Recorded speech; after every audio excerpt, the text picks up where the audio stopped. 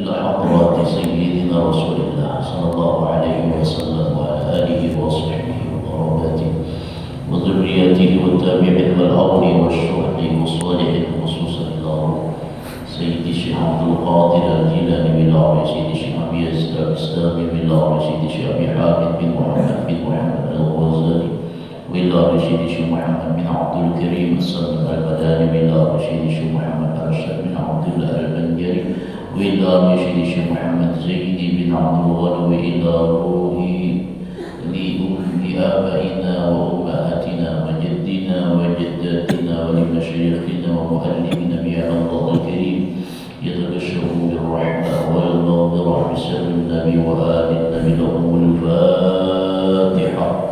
أعوذ بالله من الشيطان الرجيم. بسم الله الرحمن الرحيم. الحمد لله رب العالمين الرحمن الرحيم مالك يوم الدين إياك نعبد وإياك نستعين اهدنا الصراط المستقيم صراط الذين أنعمت عليهم غير المغضوب عليهم ولا الضالين. السلام عليكم ورحمة الله وبركاته. بسم الله الرحمن الرحيم. الحمد لله رب العالمين والصلاة والسلام على أشرف الأنبياء والمرسلين سيدنا ومولانا محمد وعلى آله وصحبه أجمعين. سبحانك لا علم لنا إلا ما علمتنا إنك أنت العليم الحكيم وتب علينا إنك أنت التواب الرحيم.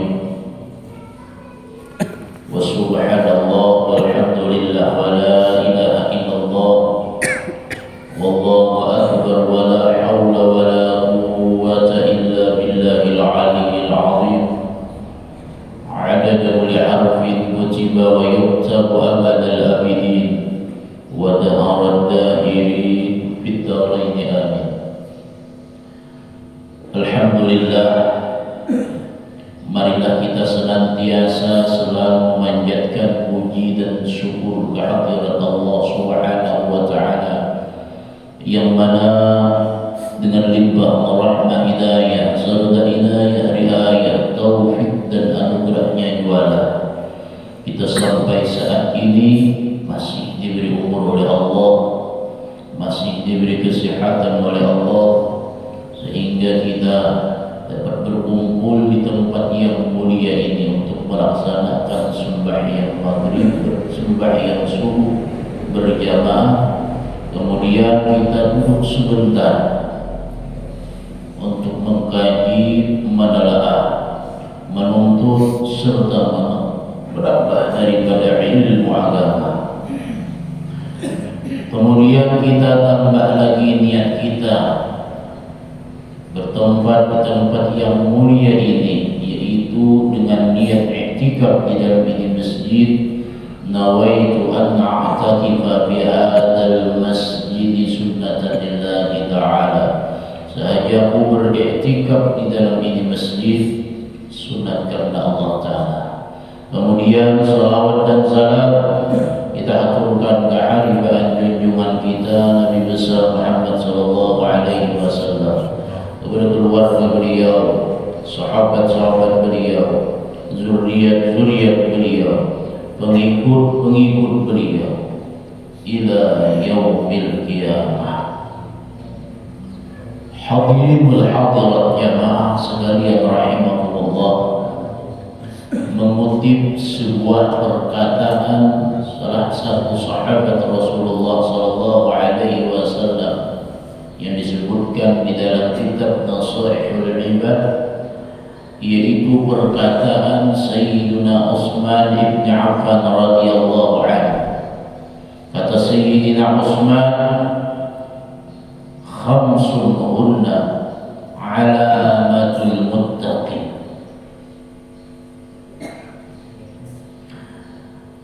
Ada 5 perkara, ada 5 macam. Yang 5 macam tersebut adalah sebagai ciri orang itu bertakwa kepada Allah Subhanahu wa Ta'ala. Bahkan dalam hadis Rasulullah, la yablughal 'abdu an yakuna minal muttaqin hatta yada'a ma la ba'sa bi hadran mimma bihil ba'su. Kada akan sampai seorang hamba kepada derajat muttaqin, derajat orang yang bertakwa, kecuali dia meninggalkan sesuatu yang tidak ada manfaatnya. Karena berhati-hati dengan barang yang tidak ada manfaat di dalamnya. Jadi Sayyidina Utsman membuat sebuah alamat yang alamat itu ditujukan kepada orang yang muttaqin, kepada orang yang bertakwa. Kenapa Allah mengambil sebuah perkataan Sayyidina Utsman tentang ciri-ciri orang yang bertakwa? Karena telah lewat setengah bulan yang telah lewat, kita sudah menyelesaikan suatu ibadah, suatu kewajiban, yaitu melaksanakan ibadah puasa Ramadan, yang mana selama 30 hari ini diwajibkan melaksanakan puasa Ramadan, yang esensinya, yang tujuannya adalah la'allakum yattaqun, la'allakum tattaqun, agar kalian menjadi orang yang bertakwa. Dan sesuai dengan ayat Quran, ya ayyuhalladzina amanu kutiba alaikumus syiyam kama kutiba alal ladzina min qablikum la'allakum tattaqun. Artinya sama dengan hasil selama 30 hari kita puasa, dikatakan Allah tujuan hasilnya adalah la'allakum tattaqun, agar menjadi orang yang bertakwa. Sekarang jadi sebuah pertanyaan, kita sudah melalui selama 30 hari melaksanakan ibadah puasa Ramadan. Benarkah kita mendapatkan la'allakum tattaqun? Benarkah kita sudah ditampa selama 30 hari? Setelah itu kita menjadi orang yang bertakwa. Nah, sekarang kita akan dapat mengintrospeksi diri kita. Kita akan dapat melihat diri kita, hasil daripada selama 30 hari, hasil selama ibadah di dalam bulan Ramadan. Apakah menjadikan diri kita orang bertakwa? Adakah? Lalu Sayyidina Utsman, beliau menjelaskan tentang ciri nang kaya apa orang yang bertakwa. Aku ini selama 30 hari jadilah orang bertakwa. Lihat dia ya, cirinya adakah, adakah dalam diri ini? Ternyata di dalam 5 ciri satu tinggal yang masuk dalam diri kita. Berarti selama 30 hari itu hanya menjadikan dirinya menjadi orang yang bertakwa.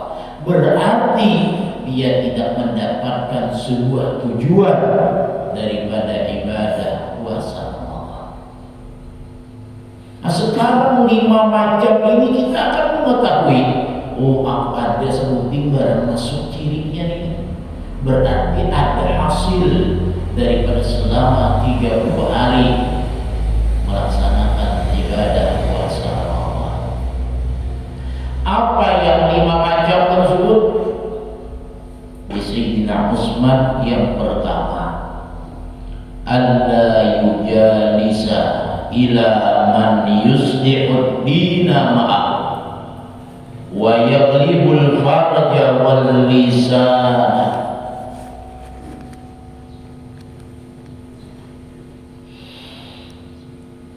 Pertama, ciri orang yang bertakwa adalah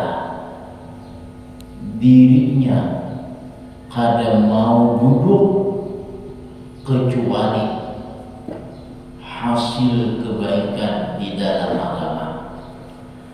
dan pesertanya dia dapat memenangi daripada lidah dan kemaluannya. Maksudnya orang yang bertakwa cirinya inya kada mau sembarang duduk dimanapun, kecuali dia mau duduk kalau itu menghasilkan sebuah kebaikan di dalam agama. Dia mau duduk kecuali di dalam tempat inya duduk itu dia dapat menahan kemaluan dan lidahnya daripada berbuat nang sia-sia. Bila pacangan inya duduk di satu tempat tapi pacar kada bagus agamanya, inya kada mau duduk. Inya kada mau duduk. Kenapa? Seandainya duduk adalah manfaatnya dalam agamanya, kada ada. Belum contoh, ketika umpamanya kita duduk di warung, bukan golongan yang berorang kada boleh duduk di warung. Duduk di warung makan, imbah makan berukut tapi sambil berbandiran. Nah dalam pandirannya bila pacangan kada menghasilkan sebuah kebaikan, orang bertakwa ada dunia dulu. Kada ada kebaikan di dalam duduknya, kada ada kebaikan. Nah ini ciri orang yang bertakwa. Contoh lagi kebiasaan kita di kampung, kebiasaan kita di tempat kita, baik itu perempuan ataupun laki-laki, biasanya ada sebuah perkumpulan yang dinamakan itu bisa andil, bisa arisan, bisa apa. Nah intinya adalah sebuah perkumpulan. Orang yang bertakwa kada akan hakun umpat dalam satu perkumpulan kecuali di dalam perkumpulan itu hasil sebuah kebaikan agama. Nah sekarang kita lihat ketika kita umpat handil di kampung, begitu laki-laki bini-bini, hasilkah kebaikan ketika kita umpat? Oh ternyata ketika kita umpat ke handil, oh kita saling silaturahmi, amal tidak tetapnya, ada kebaikan dalam agama. Satu. Yang kedua, ketika kita berkumpul di dalam handil tersebut diadakan sebuah taklim, sebuah pembacaan yang mana di dalamnya adalah majlis ilmu, berarti ada manfaatnya di dalamnya. Tetapi apabila satu perkumpulan, bahwa itu handil ataupun arisan, berkumpulan bujur saja menjalinkan silaturahmi, tetapi di dalamnya kayak si A menghuyai orang, si B mencaci maki orang, si C umpamanya mengumpat keaiban orang lain. Sekarang adalah kebaikannya lagi di dalam majlis tersebut. Bahasa diumpamakan dalam sebuah hadis, tempat itu penuh dengan bau bangkai binatang. Bahasa itu bau buruk. Kenapa? Karena di tempat itu ada orang yang menghuyai. Sekarang baguskah lagi bertempat di situ orang mutakin? Kada akan baik. Kenapa? Karena kada dari suruddin, kada memerusakkan agama. Malahan bukan pahala yang didapat, tapi malahan dosa yang didapat. Kenapa? Mendengari orang yang menghuyai keaiban orang lain. Mendengari. Jadi orang yang bertakwa setiap gerak-geriknya, setiap perbuatannya dia berpikir, baguskah pada agama adakah? Hasil kebaikan pada agama adakah? Bila pacangan kada hasil sebuah kebaikan, inya kada aku duduk walaupun itu handil. Kenapa dihandil? Ya kurang kita harus baik parahnya turun, ada pahala yang didapat, tapi dosa yang didapat. Dosa yang didapat. Bujur ya, ada taklimnya, tapi sebelum taklim asing-asingnya menghuyai orang lain, asing-asingnya menghuyai orang lain, penuh dengan perbuatan dosa di dalam itu majlis. Jangan umpat dulu situ. Itu ciri orang bertakwa. Artinya ketika kita sudah 30 hari setelah Ramadan, maka kita lebih hati-hati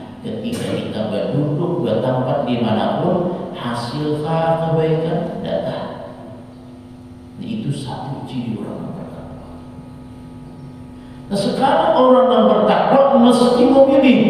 Oh ini kedudukannya yang menghasilkan sebuah kebaikan. Oh ini kedudukannya yang akan menghasilkan sebuah kebaikan. Yang nyata, yang konkret menyatakan sebuah kebaikan yang didapat namanya adalah duduk di majelis ilmu. Nih kita sekarang kita duduk di tempat yang mulia, yaitu masjid, dan tempatnya majelis ilmu diadakan itu adalah tempat yang mulia. Orang yang muttaqin, orang yang bertakwa mesti ketuju dengan tempat tersebut. Mesti ketuju. Kenapa? Sekarang kita berdudukan ini adalah kebaikan di dalam agamanya. Jelas ada. Jelas ada. Kenapa? Kita thalabul ilmu, menuntut ilmu. Satu sebuah kebaikan yang dijelaskan dalam sebuah hadis ini menjadi sebuah motivasi kita, sebuah pendorong kita, bahkan ini sebuah keutamaan yang meninggi daripada ibadah-ibadah yang lain. Dan ini sudah cukup untuk sebuah pegangan kita untuk senantiasa kita duduk di majelis ini. Kenapa hadis Rasulullah? Kata Rasulullah, talibul ilmi afdalu min salati alfi raka'atin. Duduk di majelis ilmu, menuntut ilmu, duduk di majelis ilmu itu lebih afdal daripada sembahyang 1000 rakaat. Ini kita duduk di majelis ilmu dilawasakan 40 menit. Selama 40 menit kita duduk, kita akan mendapatkan sebuah keutamaan lebih baik pahalanya daripada orang sembahyang 1000 rakaat. Sekarang kita sangguplah sembahyang 1000 rakaat. Pacul kepala itu yang 1000 rakaat. Bahasanya kebanyakan rakaatnya. Jika ibadah 2 rakaat sembahyang tuh berarti hendak mencapai 1000 rakaat, berarti 500 kali sembahyang. Sanggup lagi kira-kira. Kawalah dalam sejam mencapai 500 kali sembahyang. Ada kawal. Paling 20 rakaat. Kan sembahyang tarawih 20 rakaat kalau mungkin sisa kita itu kebanyakan orang. Hendak mencapai 1000 rakaat kalau sanggup ya. Cara ibadah menggawe itu mulai berisukan sampai ke hari mungkin belum tentu kira-kira 1000 rakaat ini. Cukup duduk di majelis ilmu, mendengarkan ilmu sambil santai aja, itu sudah mendapatkan lebih afdal daripada sembahyang 1000 rakaat. Adalah amaliyat yang kayak lebih tingginya pahala. Dada. Amalannya mudah, pahalanya gananya luar biasa. Nah ini orang muttaqin. Untuk orang bahari, bila kita tuh sudah umur 50 ke atas sampai 60, mun beramalia baca Quran kira-kira sanggup lagi banyak. Sembahyang begininya sakit di tuhur doa itu. Jadi orang ulama soleh itu banyak duduk di majelis ilmunya, banyak duduk di majelis ilmu. Kita sembahyang kalau banyak duduk di majelis ilmu barang itu mendapatkan pahalanya lebih baik daripada 1000 rakaat. Makanya bukan sangat aneh umpamanya di kita majelis ilmu nih, ada orang pada hendak mendengarkan ilmu sembahyang di ujung situ ruang menit sembahyang orang pembacaan ada ruang menit sembahyang sunat atau asik baca Quran, kadang hendak mendengarkan ilmu. Mana afdalnya orang baca Quran di sana, sembahyang ingat di sana, kadang usah umpamanya 20 rakaat 100 rakaat sembahyang orang bukan majelis ilmu ini mendengarkan ilmu. Mana afdalnya? Lebih afdal mendudukan ini daripada orang yang sembahyang. Ulun pernah menemui dengan itu. Ulun harus membaca ini ruang duit sembahyang. Ibu itu bacaan nyaring apa? Sampai untung ulun membaca. Mana sebenarnya afdalnya mendengarkan orang sembahyang tadi? Jelas lebih afdal dan duduk mendengarkan ilmu. Kenapa? Afdalu min salati alfi rakaat. Duduk mendengarkan ilmu itu lebih afdal daripada sembahyang 1000 rakaat. Ini paling mampu juga, paling mampu 20 rakaat, paling mampu 20 rakaat. Tapi merasa lebih hebat sudah. Aku baru mendengarkan ilmu, aku beribadah aja. Aku beribadah aja, baca ini, baca itu. Padahal di majlis ilmu. Majlis ilmu. Berarti orang tersebut kadang ngerti apa kelebihan orang duduk mendengarkan ilmu di majlis ilmu tersebut. Nah ini orang yang bertakwa mesti memilih. Makanya ini sebuah keuntungan dia. Karena orang yang duduk di majlis ilmu pahalanya itu lebih afdal daripada 1000 rakaat, maka ada sembarangan orang Allah Ta'ala memilih. Ini termasuk orang-orang yang dipilih oleh Allah mendapatkan keutamaan tersebut. Kan di pantai banyak manusianya. Kan ada manusianya ini warna Allah? Ada. Banyak manusianya. Juga diadakan karaoke bisa lebih banyak pada ini. Artinya apa? Orang-orang yang berhak diberikan Allah sebuah keutamaan yang luar biasa itu hanya orang-orang yang dikehendaki oleh Allah dengan kebaikan tersebut. Ada sabaratannya. Kadang mesti orang yang para masjid, terkadang orang yang lebih jauh dari masjid mengkawal tinggi. Itu adalah hidayah tauhid dari Allah untuk mendapatkan sebuah kebaikan tersebut. Makanya untung kita kawal duduk di majelis ilmu. Disuruh dirinya bila duduk di majelis ilmu, jangan sampai untung kita mengoyai keaiban orang lain. Terkadang jangankan di warung, di majelis ilmu aja saudara ngoyai orang. Nah jangan sampai rusak kaitan keabdalannya ini dirusak oleh apa? Dirusak oleh ghibah, mengoyai keaiban orang lain. Maka bila sudah ghibah dia, amal seapapun, ibadah seapapun dia beramal itu ditolak oleh Allah Subhanahu wa Ta'ala. Ulun bawahnya ibadah, sembahyang, puasa, tapi hari itu ulun mengoyak orang, kira-kira puasa yang melakukan diterima oleh Allah. Jangankan diterima oleh Allah, sampai pun kada itu beribadah. Dalam sebuah hadis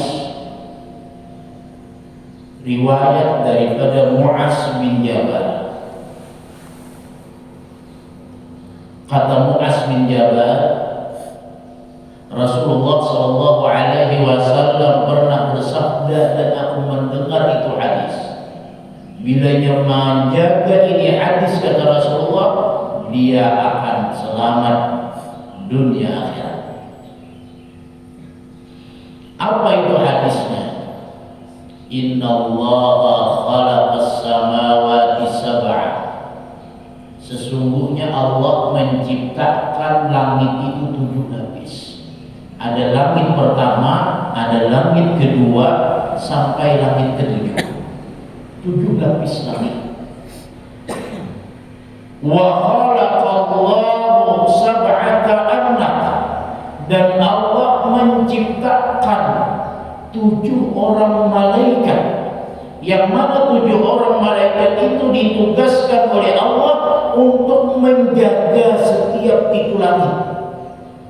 Jadi 7 orang malaikat, 1 orang di langit pertama, 1 orang di langit kedua, 1 orang di langit ketiga, 1 orang di langit keempat. Jadi pas langitnya 7 tingkatan, orangnya malaikatnya 7 ikung yang menjaga itu langit 7 tersebut. Jadi setiap langit itu ada penjagaan. Bahkan dalam keterangan likulli sama'in babun, setiap langit itu ada pintunya. Ada pintu. Kada kalau sembarang orang hendak naik ke langit ke-7 harus melewati dulu langit pertama, harus melewati dulu langit kedua, setiap langit itu ada penjaga malaikat yang ditugaskan oleh Allah Subhanahu wa taala. Apa fungsinya malaikat menjaga 7 lapis langit ini nih? Setiap langit itu satu orang malaikat menjaga. Ternyata fungsinya Allah menciptakan ini malaikat, setiap langit ada penjaganya. Ternyata amal ibadah yang dilakukan hamba harus melewati pemeriksaan malaikat nomor 7 lapis langit ini. Bila Allah melewati 7 lapis langit ini, maka amal ibadah akan diterima. Tapi bila mandak, bila tagana di langit ketiga, para itu balik ke bawah. Jadi 7 macam harus dilewati dulu. Bintingnya itu 7 macam. Nah sekarang ya Rasulullah tas'adul hafaza bi'amal al-'afdi wa hina yusbihu ila hina yumsi. Malaikat hafazah itu siapa? Malaikat yang mencatat amal ibadah kita. Apapun kita berbuat ibadah dicatat oleh malaikat hafazah. Dan malaikat hafazah inilah yang melaporkan oleh Allah Ta'ala, si Abdullah beramal ibadah pada hari Minggu ini akan dilakukan oleh hafazah. Sekarang menjadi pertanyaan, sampaikah laporan itu ke hadapan Allah yang dibawa hafazah? Kenapa? Karena laporan ini yang diliwati adalah 7 lapis langit. 7 lapis langit dibawalah oleh malaikat hafazah. Malaikat hafazah ini membawa amal hamba dalam sehari itu 2 kali. Membawa amal hamba yang digawe siang hari, naiklah di sore hari ketika masuk waktu maghrib, naik malaikat hafazah.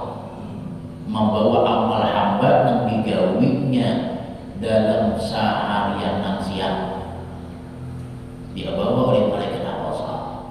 Turun pulang malaikat hafazah yang lain pulang, yang sagam mencatat amal ibadah pada malam hari.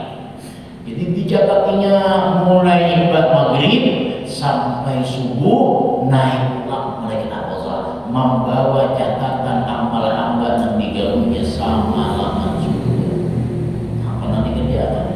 Itu tiap hari tuh tiap hari. Jadi ibarat kita tuh besik malaikatnya turun naik malaikat Allah membawa apa? Amalul abdi, amal hamba. Nah ajaran Rasulullah Sallallahu Alaihi Wasallam ini malaikat hafazah membawa suatu amal hamba. Nah amal hamba ini nurun kan nur syamsi. Kadang malam-malam nanti amal hamba ini seperti cahayanya matahari, seperti nurnya matahari, cahayanya matahari. Luar biasa ini amal hamba nanti ke malaikat hafazah. Hatta idza sa'idat bihi ila sama'i dunya, sampailah malaikat hafazah ke langit dunia. Ke langit dunia itu ya langit pertama. Bila dia mendengar banyak kalimat ila sama'i dunya, ke langit pertama, ke langit dunianya. Langit dunia itu ia langit pertama. Itu langit pertama.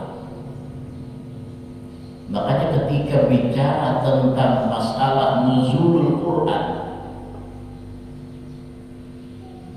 mestinya berarti bicara akan Lailatul Qadar. Kenapa? Karena Al-Quran diturunkan pada malam Lailatul Qadar.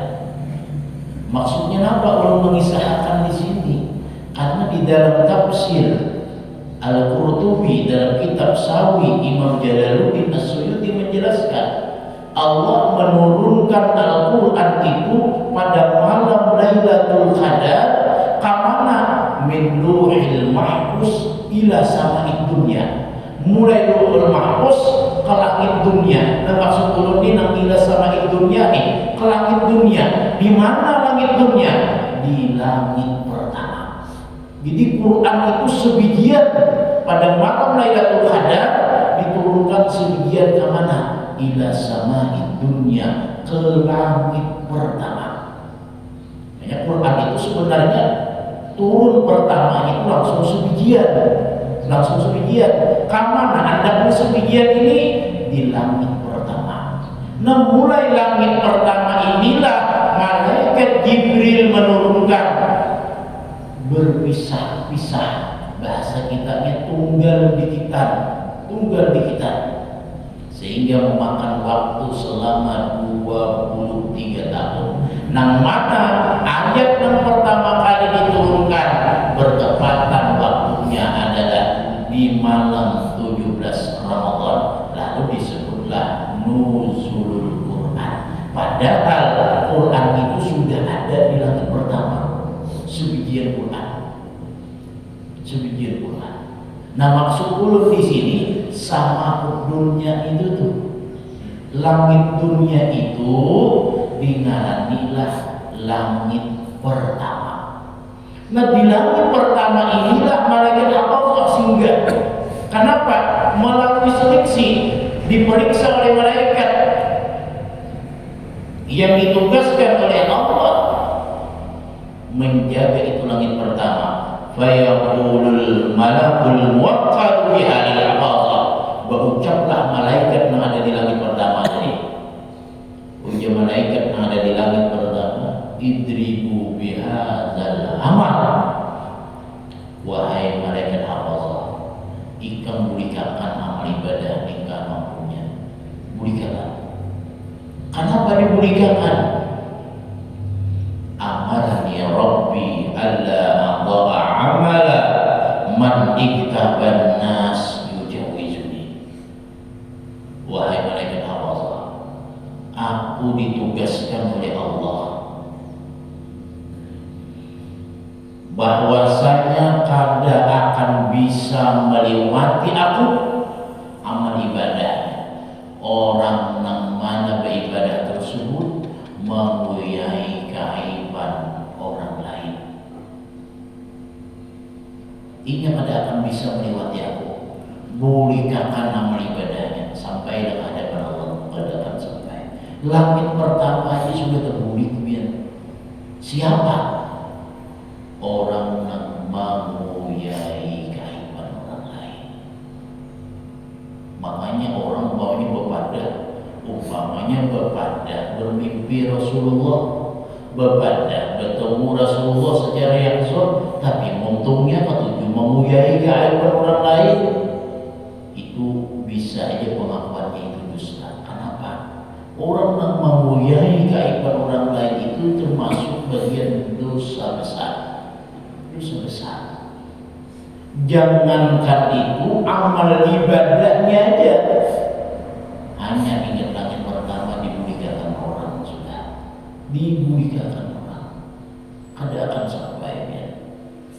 Hanya kata Abdullah bin Abbas dalam sebuah perkataan, ija aratta an tazkura uyuba akhika fazkur uyuba nafsika. Bila engkau menghendaki menyembati keaiban orang lain, ingat akan dulu keaiban kita seorang. Bila kita tuh berisi keaiban aja, berusaha memuliai keaiban orang lain. Kita berisi kuring, ada usaha memuliai kuring orang. Itu kata Abdullah bin Abbas. Bahkan dalam sebuah hadis, yu'tal abdu yawmal qiyamah kitabahu wa la ya'ra bihi hasanatan fayaqulu 'aina salati wa siyami wa ta'ati fayuqalu dhahaba 'amaluka kullah bi ihtiyabika nas. Didatangkan seorang hamba di hari kiamat akan catatan amal ibadahnya, dan dirinya kadang melihat dalam catatan itu kebaikannya. Padahal di dalam dunia ini puasa, dalam dunia ini umrah, dalam dunia ini beramal ibadah, bermacam-macam amal ibadah yang dilakukan. Sekali di akhirat melihat catatan, kada ada sehipil lagi kebaikan amal ibadah tersebut. Berucap itu hamba, aina sholati, aina siyami, aina ta'ati. Di mana puasa ulun? Di mana sembahyang ulun? di mana perbuatan taat ulun pahalanya?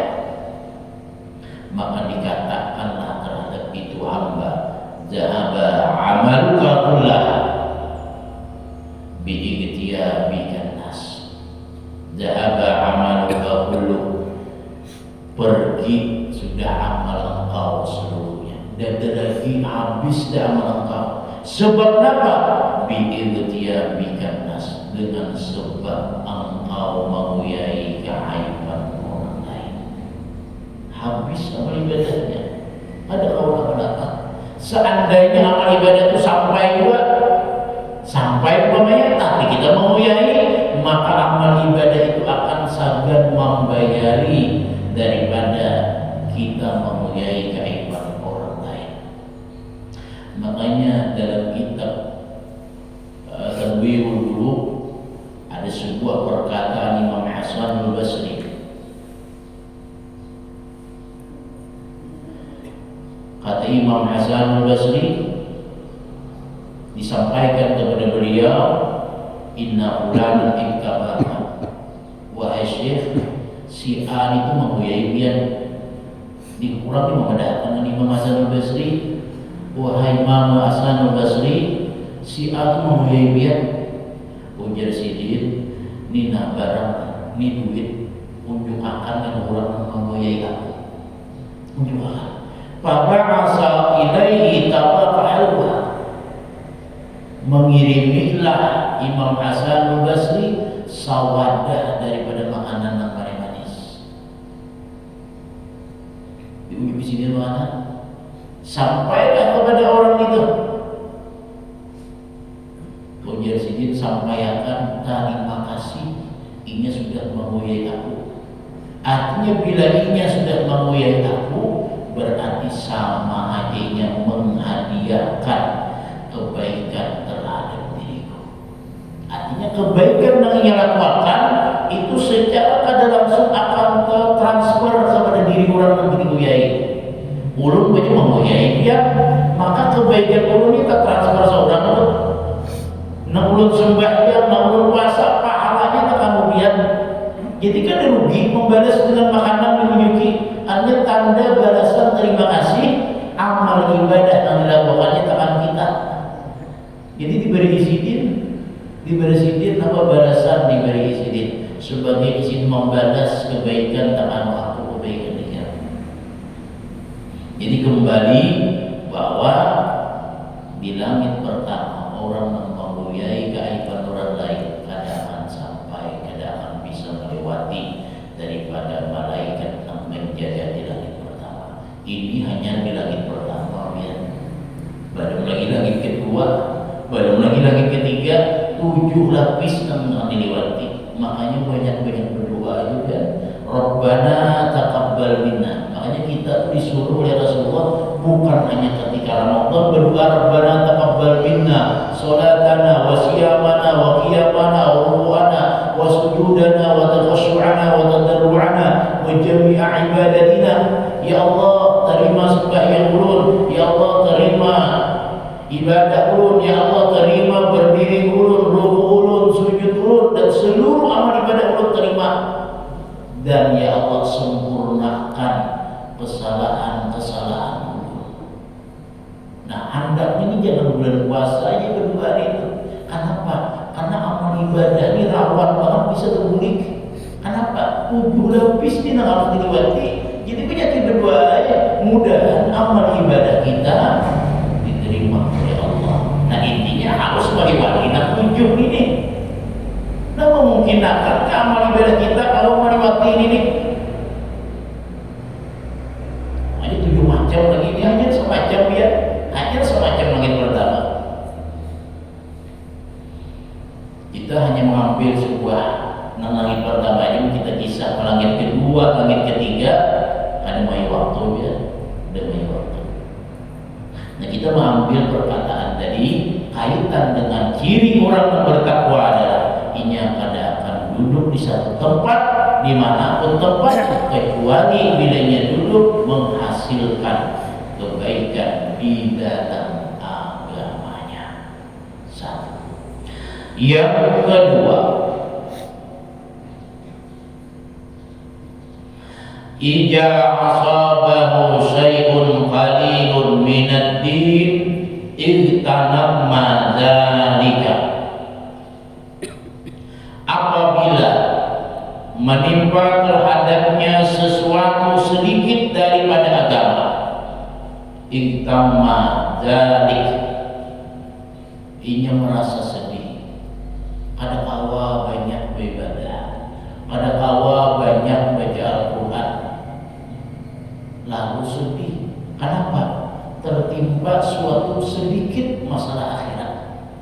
Sedih. Kenapa? Karena dia meyakini anna dzalika ridwan azim, karena daripada ibadah urusan akhirat itu adalah sebuah keberuntungan yang besar.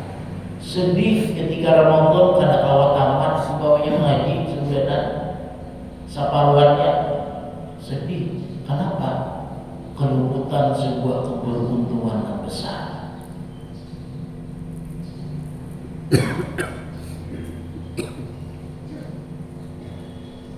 Kemudian yang ketiga, la yamlamu batnahu minal halali khawfan min yukhalitahu haram.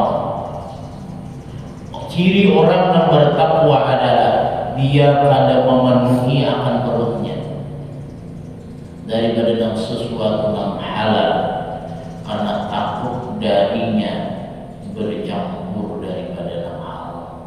Jadi orang bertakwa itu nang halal aja udah kanyang banget, apalagi nang haram.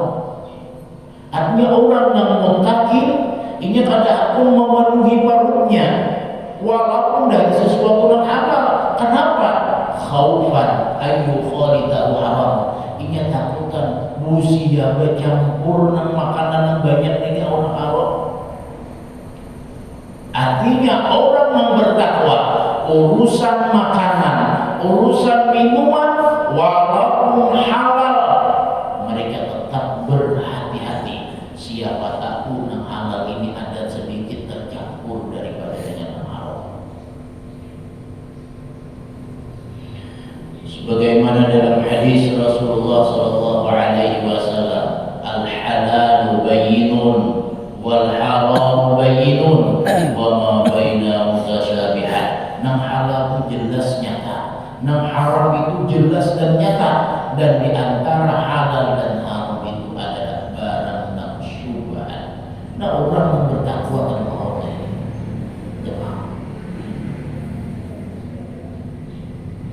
Kemudian yang keempat, ya nasa kullahum qad najaw.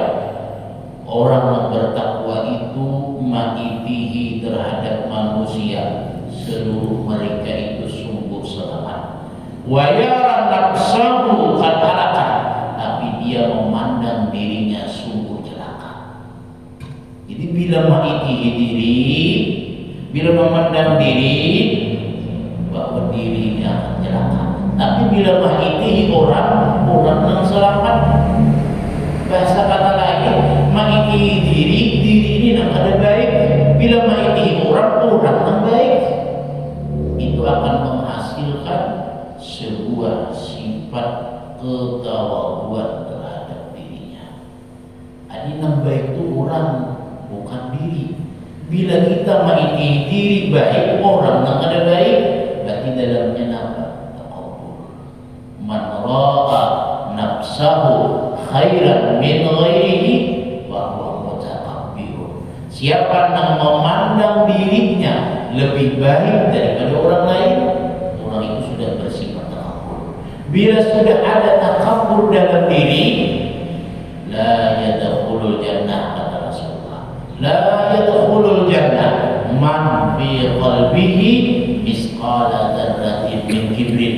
Ada akan masuk surga orang yang ada dalam hatinya sebiji zarah, sedikit saja ada sifat kibir, merasa lebih baik daripada orang lain, orang itu pada akan masuk surga. Nah, makanya orang muttaqin ada mau bersifat takabur, mesti orang yang muttaqin mesti bersifat tawadu,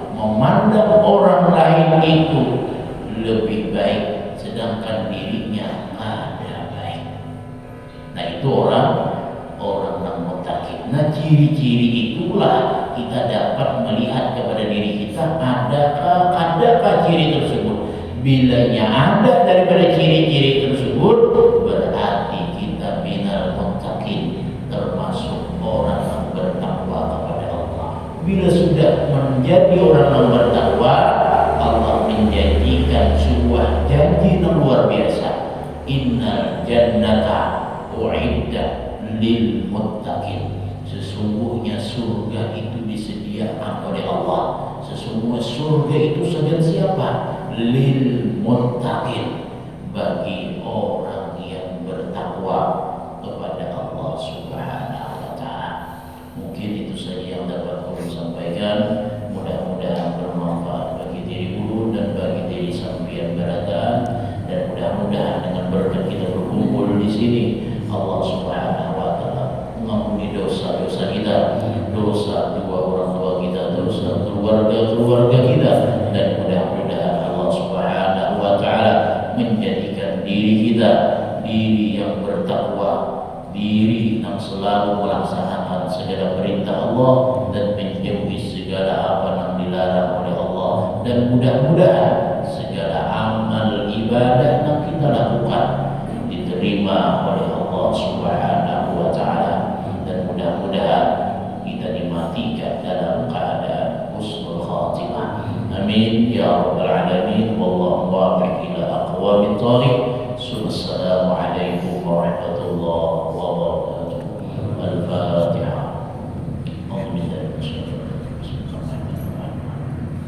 Ar-Rahman Ar-Rahim Maliki yaumiddin. Iyyaka na'budu wa iyyaka nasta'in. Ihdinas siratal mustaqim. Siratal ladzina an'amta 'alaihim ghairil maghdubi 'alaihim waladdallin. Amin ya Allah ya rabbal alamin. Bismillahirrahmanirrahim. Alhamdulillahi rabbil alamin. Allahumma shalli ala sayyidina Muhammadin al-amin wa ala alihi wa sahbihi ajma'in. Allahumma anfa'na bima 'allamtana wa 'allimna ma yanfa'una wa zidna 'ilman. Walhamdulillah ala kulli hal wa na'udzu bika min ahli an-nar. Rabbana taqabbal minna salatana wa siyamana wa qiyamana wa ruku'ana wa sujudana wa takhashshu'ana wa tadarru'ana wa ta'abbudana wa qira'atana wa jami'a ibadatina tamim taqsirana ya Allah.